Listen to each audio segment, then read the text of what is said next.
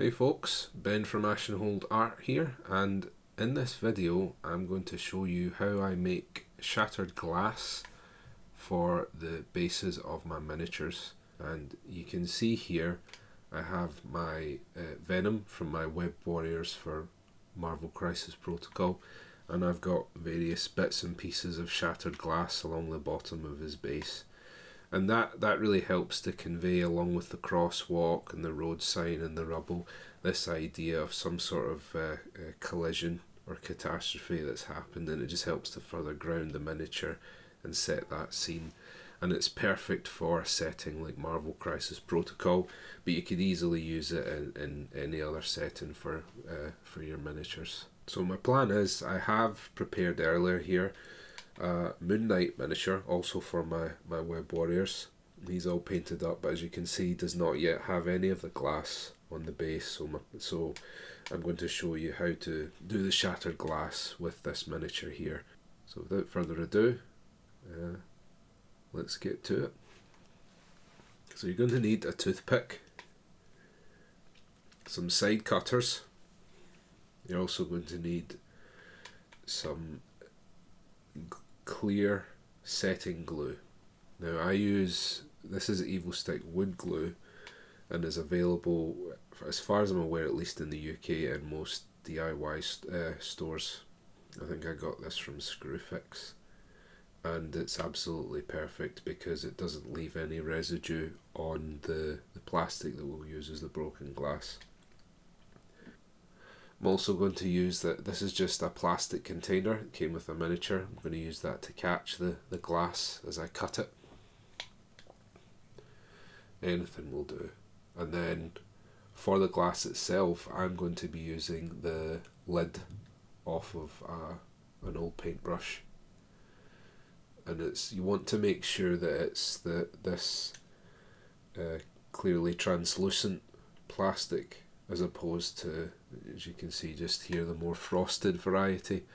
The problem with that as well is that it's a more rubbery texture, so you don't tend to get sharp edges on it. You might want to get frosted glass, but you're just not going to get the shapes and the definition that you want. So one on the left, clear plastic lid, is the one that you want to go for. So without further ado, let's get started. So I've got my container in place. Like I said earlier, this is what I'm going to use to catch the fragments as I cut them. And so I'm going to use my side cutters on the lid, and I'm going to start making some vertical incisions along the plastic lid. Just clipping down very firmly with the cutters to make sure I get a good clean incision. So firm vertical incisions, and you'll see already that it's starting to fan out, and that's good. That is an indicator that the tensile strength of the plastic is going to give you nice sharp shapes and edges. So now that we've made all of those vertical incisions either end, we're going to cut horizontally along those cuts that we've made, and this is where it can get messy, so make sure that your container's in place.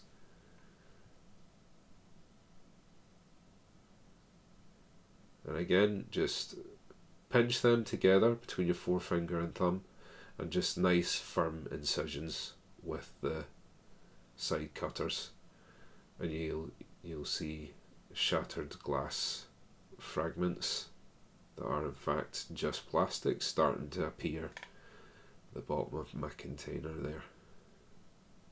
So just continuing to clip away those frayed ends, and I'm just using the opportunity to clip up this entire lid so that I've got a fairly ample supply of the shattered glass. That's going to give me, as I keep iterating, more choice when it comes to selecting the pieces that I use on the base. And it means that although I'm only doing one miniature, it means I've got a decent stock for if I decide to do some more. it means that it's one less thing to do for next time. And you've got all sorts of interesting shapes there. Some big, some small, and some moderate sized as well. Now for the next step, I'm going to take my toothpick, and this is what I'm going to use to apply some of the wood glue to the base. So I will take my figure, as mentioned previously, we've got Moon Knight, and I'm going to make a series of small dabs along the areas where I want the shattered glass to appear. Now what I want to do, because I don't want to pull the focus of the viewer to a single part of the base, is I'm going to have a fairly even distribution of it around the base. And what this is going to do is it's hopefully going to form a little bit of a halo around the miniature, and it's going to frame them quite nicely. Whereas if I concentrate the shattered glass on a specific part of the base, it will become a focal point, which I don't want to do. So slightly randomly selecting places to place the shattered glass, but there is control and there is thought here. I want it fairly evenly distributed around the whole of the base. Now I'm going to take back the container with my shattered glass fragments,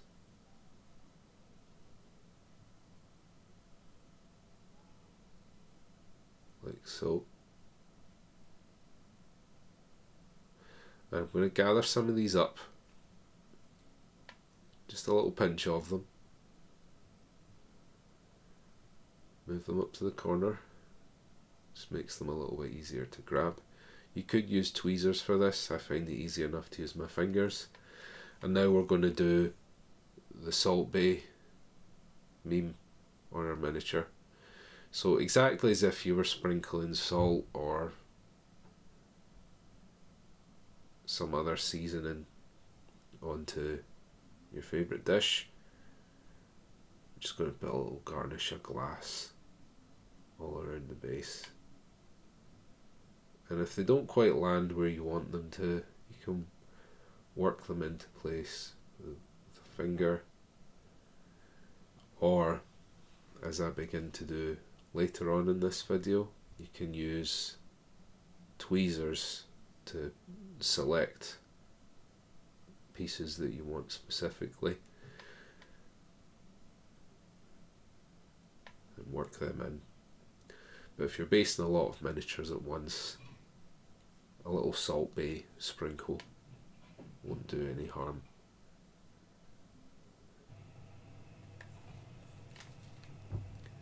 So once I've had my cursory little sprinkle, using the tweezers I select some pieces specifically and place them in.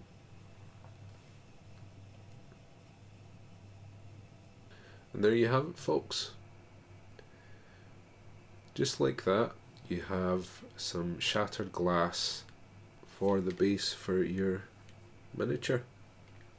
As I mentioned, this is a technique that I sussed out for use with my web warriors, and I'm looking forward to trying it out on some other things in the future.